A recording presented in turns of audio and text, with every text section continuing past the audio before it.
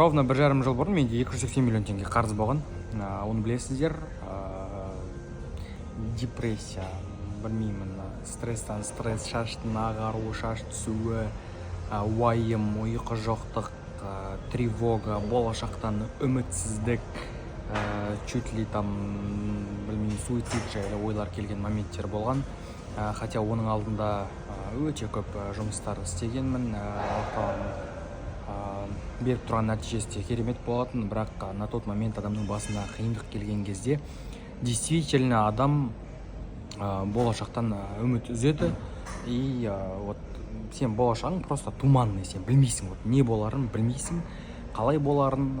Естественно, ол финансовый проблемаға өте қатты байланысты. Біз айтамыз, ақша главный емес, ақша деген қолдың кірі деп, грубо говоря, оттап жатамыз, но на самом деле факт проблемаға қарамаға қарсы келген кезде сол ақша біраз проблемаңды шешетінін түсінесің. И сенде ақшамен проблема болған кезде, то есть дәл қазір сізде де сондай жағдай болуы мүмкін, ровно мендегі 1,5 жыл сияқты. Қаржылай жағдайыңыз қиын болған кезде, белгілі бір мәселелерге жаңағы ақшаңыз жоқ болғандықтан шешім таба алмай жатқан кезіңізде вот сондай момент болады.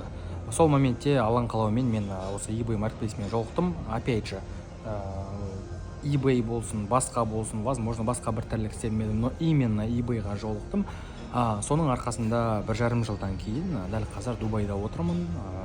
Просто вот осындай бір моральный өзім үшін бір видео түсіргім келді, сіздермен де бөліскім келді. 1,5 жылдан кейін мен 80% қарызымдан қайтардым. Қаншама адамдарға жұмыс бердім, қаншама адамдардың eBay-ді бастауына, eBay-ді істеуіне, табыс табуына мүмкіндік жасадым. Әуелі алаң қалаумен, конечно.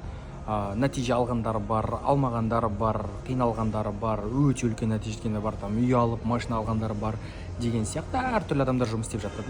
Тот же самый мен өзімнің товарымды саттым, жұмысымды істедім, әрекетімді әлі күнге дейін жалғастырып жатырмын.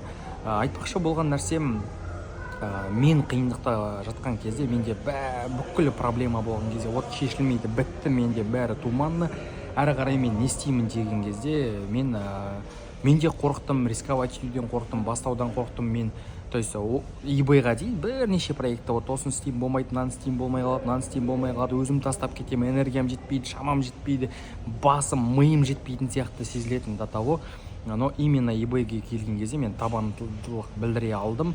Тот же самый, егер сіз eBay-ді істеп жатқан болсаңыз, немесе істейін деп жатқан болсаңыз, егер бастап жатсаңыз, вот реально табандылық білдіріңіз. Бұл жерде вот действительно мен басқа кәсіптің түрлеріне қарағанда самый легкий, самый потенциалы жоғары маркетплейс ретінде айта аламын. Себебі eBay мені басқа қаншама жұмыстан кейін менің проблемамды шеше алды. Сондықтан сіздің де проблемаңызды шеше алатынына мен 100% сенімдімін.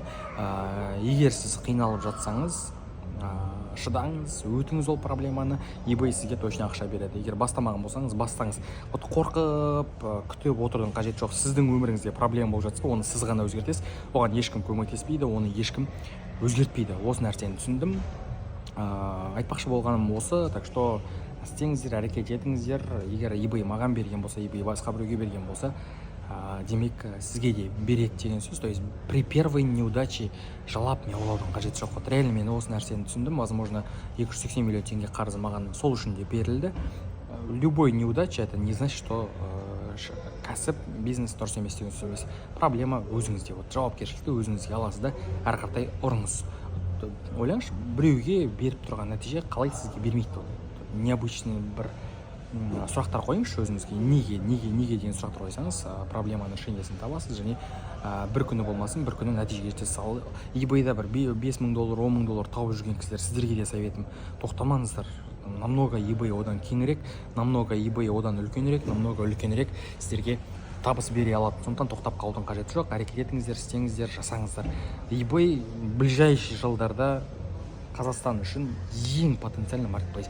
Возможно, басқа маркетплейстер келеді нарыққа, но пока что eBay-дан артық маркетплейс жоқ. А маркетплейс товарный бизнес, то есть басынан бастап түсіндірген кезде, вот енді бастайтын адам ақшамен проблемаң бар ма, болды, товар сатасың, басқа сенде вариант жоқ.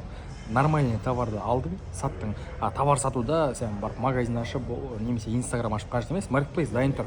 Бүкіл операционный вопростар шешілген. То есть Marketplace ең удобнысы. Сол Marketplace'ің ішіндегі ең удобнысы бұл eBay. Мен сәттілік тілеймін, тағы да неге мен eBay болашақ, ертең баста, бүгін баста деп айтамын. Себебі eBay'дан артық зат жоқ. Пока что мен оны сенім түрде айтыламын. Просто істеу керек, мойымау керек, қорықпау керек, әрекет ету керек, жалғастыра беру керек. Бір точканы ұра берсеңіз, бір күні болмасын, бір күн ақша береді. Ақша ол 5 теңге, 10 теңге емес, eBay нормальный ақша береді. Ол мұны біздің нәтижелеріміз, біздің студенттеріміздің нәтижесін көрсеңіз, в принципе, түсінесіз. Сізге тағы да сәттілік тілеймін.